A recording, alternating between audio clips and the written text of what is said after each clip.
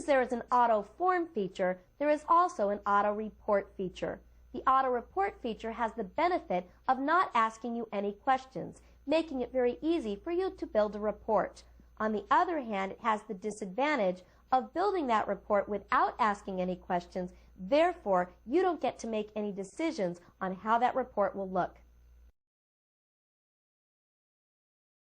Just as I could create an auto report by selecting tables and selecting the table that I wanted the form to be based upon, I can do the same thing with an auto report. I'm going to build a report that's based on the employees table. So with the employees table selected, I can use the new object drop-down to select, rather than auto form, I can select auto report. So let's select auto report and see what happens. The report was built, and you can see that we can see information for our first employee, including the employee's picture. If I move to the next page of the report, we get information about the next employee, and so on. So you can see that we're viewing a report that contains data about all our employees. Unlike our auto form, the auto report did not include related data, but you can see that it did include all the fields from the table. So we weren't given any choice as to the look or feel of the report. Now I'm going to close this report without saving it and show you how we can build a report using a wizard. I can select reports from the list of objects, and I can create a report using a wizard. I can also click New. If I click New, notice that I can see all the different ways that I can create a report. I can create, for example, from here, an auto report that's columnar or tabular. I'm going to go ahead and click Cancel and create a report using a wizard by double-clicking this icon right here. Just as when creating a form with a wizard, I first need to select the table or query that this report is going to be based upon. So I'm going to base it upon the employees table. Just with our form, I can select the fields that I want to include in the report, and the order that I select them in is very important. That's the order that they're going to appear within the report. I double-click Employee ID, first name, last name, title. We'll grab the birth date, the hire date, and once again, we're going to grab the photo. So very similar to what we did when we were creating a form. When I click Next, I'm asked if I want to add any grouping levels. This is something that's different from when I created the form. For example, I may want to group my employees by title. If I double-click Title, I'm going to get a title grouping, and now I'm going to see all the employees that have that particular title. I can also select grouping options to configure exactly how my data is grouped, by the entire title or by certain initial letters of the title. I'm going to click Next to go to the next step of the report wizard. Now I'm asked for the order that I want the detail records to appear within. When I open this drop-down, notice that I do not see the title, since the title was actually included as a grouping. So now what I'm going to do is select last name and then first name. So I'm going to be grouping by the title, but within a particular grouping, I'm going to be sorting by last name in combination with first name. When I click Next, I go to the next step of the report wizard that asks me for the layout of my report.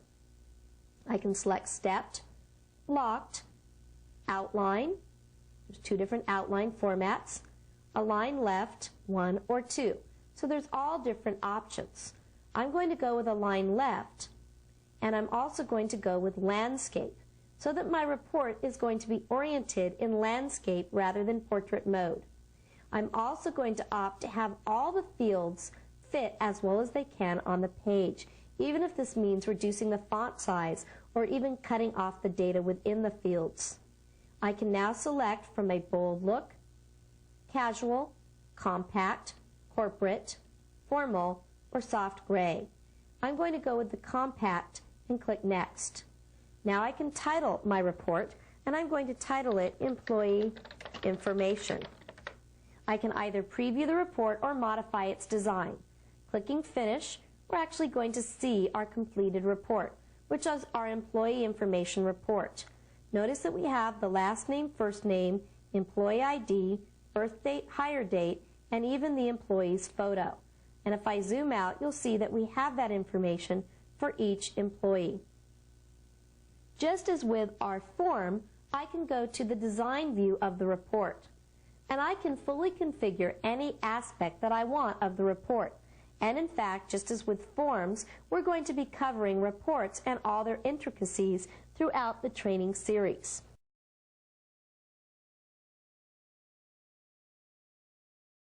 For right now, we're just going to cover one other important aspect of working with reports, and that's how to configure the page setup. Things such as the margins and the orientation for your report. You configure the page setup via the File menu. You can open the File menu and select Page Setup. Once you've done that, the Page Setup dialog appears. For example, from here, I can modify my margins. I've decided that the top, bottom, left, and right margins only need to be 1/2 inch each. This gives me more printable area on my piece of paper. If I click the Page tab, I can designate the orientation as either portrait or landscape. Furthermore, I can select the paper type and the source for my paper. For example, you can specify a particular paper tray. I can also designate whether I want to utilize the default printer in printing this report, or I can opt to go with a specific printer.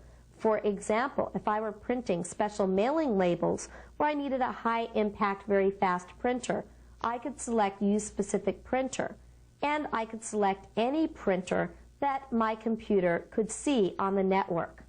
Finally, there's a Columns tab that allows you to designate settings for a multi-column report, such as column sizes and the column layout. When I'm done designating all of the page setup options, I click OK. Next time that I preview that report, all of those settings will be in place. Note that our margin is much smaller than it was before.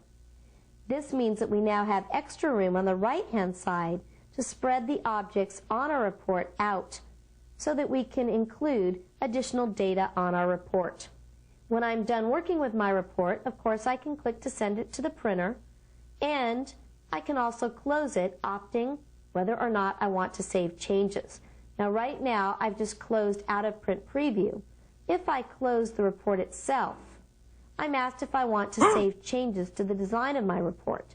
And if I click Yes, any changes that I made are saved. I now have an employee information report. Notice that we can also see the form's modification date as well as when the form was created. You just learned the basics of working with and creating reports. You learned how to move from page to page in your report while in print preview. You also learned how to zoom in and out. You learned how to view multiple pages of your report simultaneously and how to build a report using the AutoReport feature as well as utilizing a report wizard. Finally, you saw how you can modify the report's page setup.